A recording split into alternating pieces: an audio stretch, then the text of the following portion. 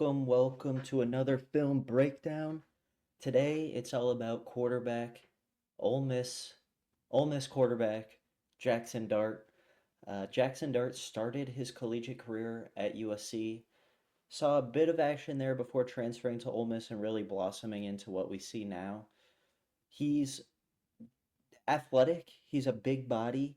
He can move very well. He's not a Cam Ward, but he can move. He can hurt defenses with his legs. And he also probably has the best arm strength in the draft class. He can get access all three areas of the field, can definitely throw the furthest deep ball. And not only can he throw that, but he has movement to it. He can throw it on a rope. So that's definitely his strengths, right? And he can make his he can read through his entire progressions. He does it very quickly, processes what's going on in front of him with relative ease. Is definitely, I think, quarterback three in the class. Could be quarterback two in my opinion. But that's a little hot. That's a steamy take. He has the second best uh, pocket presence in the class in terms of footwork in the pocket, ability to sense blindside pressure, stepping up to make a throw, exploiting lanes to run, etc.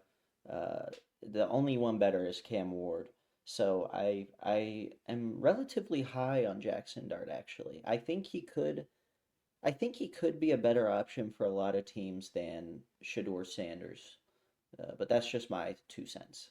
Now, while he has the arm strength and the talent, the accuracy is the problem. Out of the top three quarterbacks, him, Ward, and Sanders, he is the least accurate.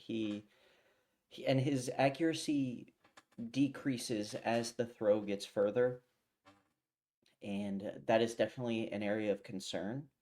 It's an area he's going to have to show rapid development in because in the NFL, the windows are going to be a lot tighter. And while arm strength is great, he's not going to be able to use it if he can't be on target consistently. We're going to take a look at the Oklahoma game first and see how Jaxson Dart fared here.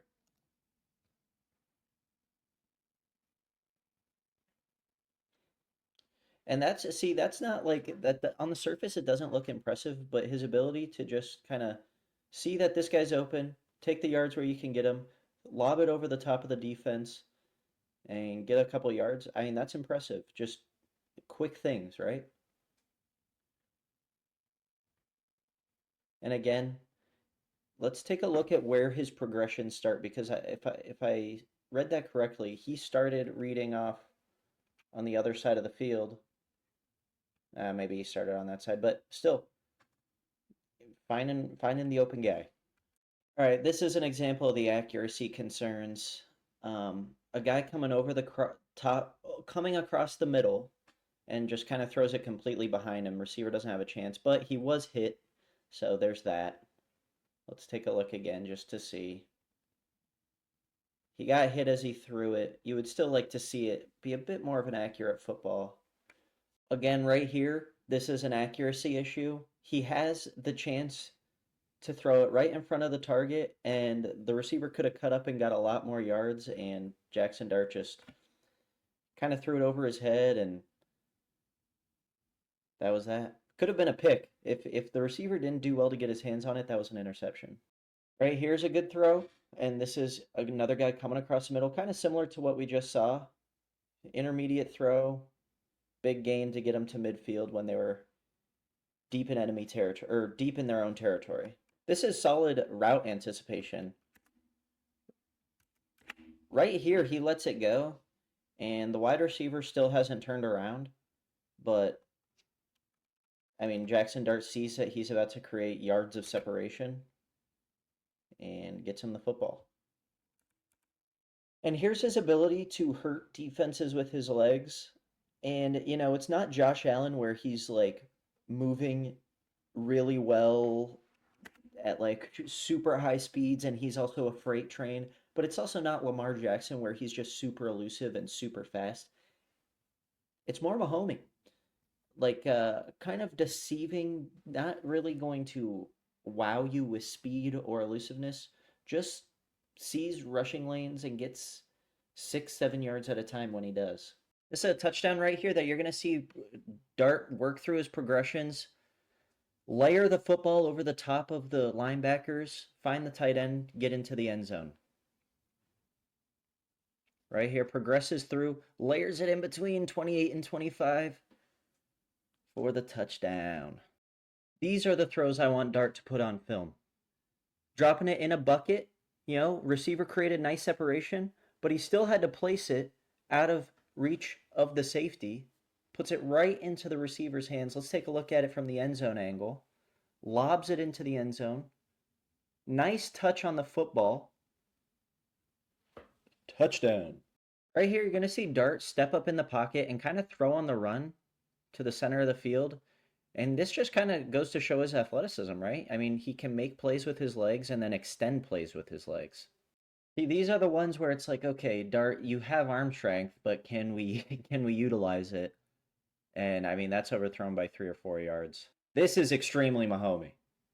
Tony Romo would be all over this. Rolls out, extends a play, sees the best option is with his legs, tells his tight end to block, and gets enough for the first down. That's impressive. This one's frustrating. I think if he just got a few more yards on it, he would have a completion. The receiver does an excellent job to stack the corner, and it's just slightly underthrown. This is more the wide receiver doing the work, but Dart still finds him. Doesn't throw it too far out of bounds where he can't make a play after. Good stuff. Dart's biggest problem is accuracy concerns. He has arm talent, and he can throw it 40 yards down the field, but I'm convinced when he does, he has no clue where it's going. If he can somehow refine his mechanics to be a bit more accurate, I really think that he can be quarterback 2 in this class. Is that too rich for some blood? I don't know. I think he could be quarterback 2 if he just worked on that accuracy. If he just got 25% more accurate, I think he would be quarterback 2. But that's it for me. What do you guys think of Jaxson Dart? I think he's firmly quarterback 3. I think Quinn Ewers has a seat at that table. I think Dylan Gabriel has a seat at that table. It's not necessarily like some prolific table. I don't think any of those guys are starters. So let me know what you think. I love you, and I will see you next time.